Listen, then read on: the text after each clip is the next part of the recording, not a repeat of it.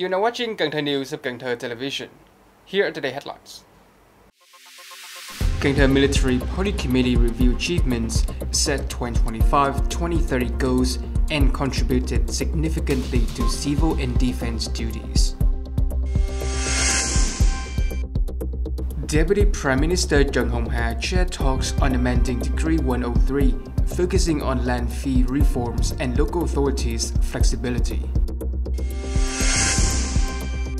Vietnam became the world's second largest rice exporter in early 2025, surpassing Thailand amid declining exports from major competitors. Top news today.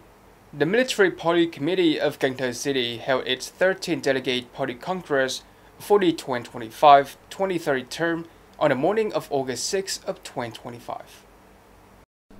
During its 13th Congress, the Military Policy Committee of Cần Thơ City reviewed the 2020-2025 term and established new goals for 2025-2030.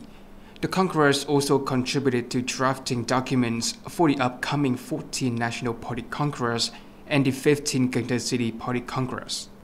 Over the past term, the committee completed its task, most notably by reorganizing its structure. It reduced the number of military commands, agencies and units to align with the new two-level government model, streamlining operations by 3 military commands, 13 agencies and 160 units. Cần Thơ Armed Forces also played a significant role in civil duties. They mobilized more than 116,000 personnel to assist with the COVID-19 pandemic response, safely disposed of 30 tons of explosive, and contributed to rural development efforts, which included the elimination of temporary and dilapidated housing.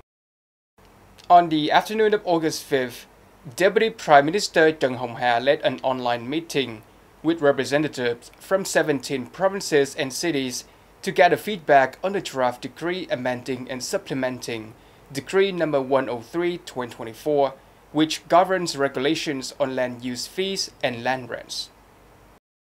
The Ministry of Finance reported on 5 contentious points regarding the proposed amendment to Decree No. 103/2024. The Ministry recommends keeping the current 5.4 annual additional payment rate from the 2024 land law to maintain stability. They also propose giving local authorities the power to reduce land use fees in specific cases when converting agricultural land to residential use. When recalculating fees, only the increased portion would be collected, and compensation should be based on the actual area and specific land types. For projects with multiple adjustments, the Ministry suggests keeping the current decree and amending the law to differentiate financial obligations based on whether the changes were state-mandated or investor-requested. Deputy Prime Minister Trần Hồng Hà urged officials to finalize a practical and lawful draft to support ongoing development.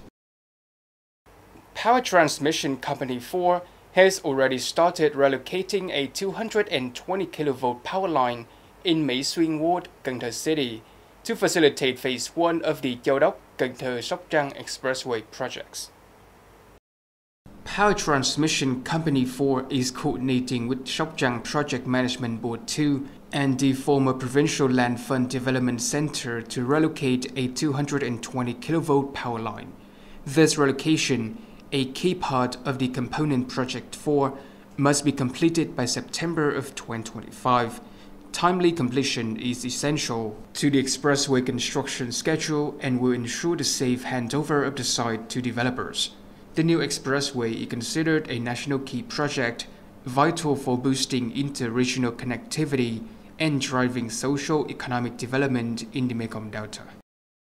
On August 5th, Vice Chairman of Cần Thơ City People's Committee Nguyễn Văn Hòa met with VCCI Mekong Delta to discuss a 2026-2030 cooperation program to boost Cần Thö's business environment, investment and economic growth. VCCI Mekong Delta branch has outlined a plan to help Cần Thơ City boost its competitiveness, enterprise growth, and ability to capitalize on international integration and free trade agreements. The proposal focuses on 4 key areas: improving legal policies and the business environment, enterprise training, innovation and digital transformation, and promoting trade and investment. Vice Chairman Nguyễn Văn Hòa approved the proposals, tasking the Department of Finance with coordinating the effort. He also asked for VCCI support in implementing solutions to help the city achieve its double-digit growth target by year-end, and instructed other departments to identify further areas where VCCI's expertise could be valuable. Vietnam has surpassed Thailand as the world's second-largest rice exporter in the first half of 2025. The Thai Rice Exporter Association warns that the trend may continue if competitiveness isn't improved. In the first half of 2025, India remained the world's leading rice exporter, according to data cited by Thai PBS. The country's exports surged by 36.5% over the same period last year, reaching 11.68 million tons. Meanwhile, Vietnam has risen to the second position, with exports totaling 4.72 million tons. This comes as Thailand rice exports fell sharply by 27.3% to 3.73 million tons, dropping the country to third place.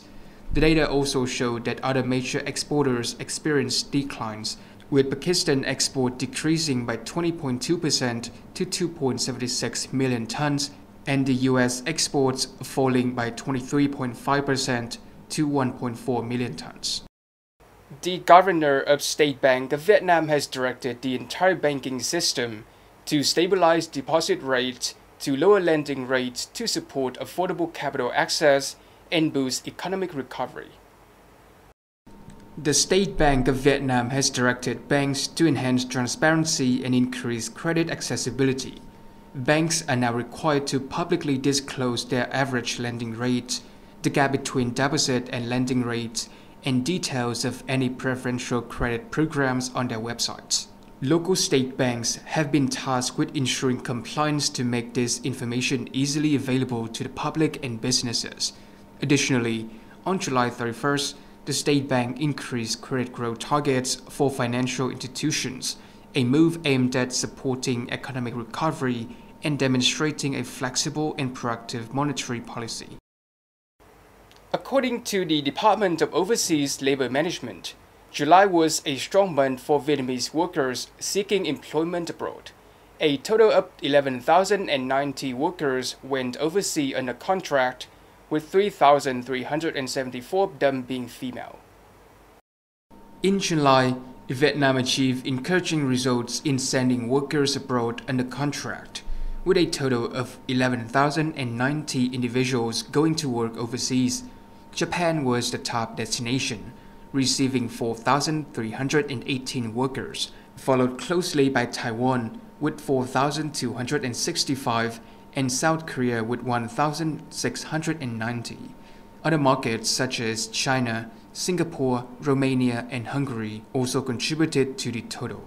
This brings the number of Vietnamese workers sent abroad in 7 months of 2025 to 85,781, which is 65.6% of the year's target of 130,000. According to Associate Professor Dr. Mai Văn Kim, Director of the National Center for Hydrometeorological Forecasting, approximately 6 to 8 storms or tropical depressions in the East Sea by October 2025, with 2 to 3 likely to hit the mainland. Vietnam continues to face the severe consequences of climate change, with increasingly extreme natural disasters causing significant losses. In 7 months of 2025, a total of 20 different types of disasters have resulted in 126 deaths or missing persons, 82 injuries, damage to over 14,200 homes, and harm to more than 241,000 hectares of crops. July was particularly devastating, with 13 disasters causing 66 fatalities and an estimated 3.711 trillion Vietnamese dong in damages. Storm number 3 alone was responsible for damaging nearly 7,800 houses and isolating numerous communities. The National Center for Hydrometeorological Forecasting predicts that between now and the end of the year, Another 6 to 8 storms or tropical depressions will form in the East Sea, with 2 or 3 of them likely to directly affect mainland Vietnam.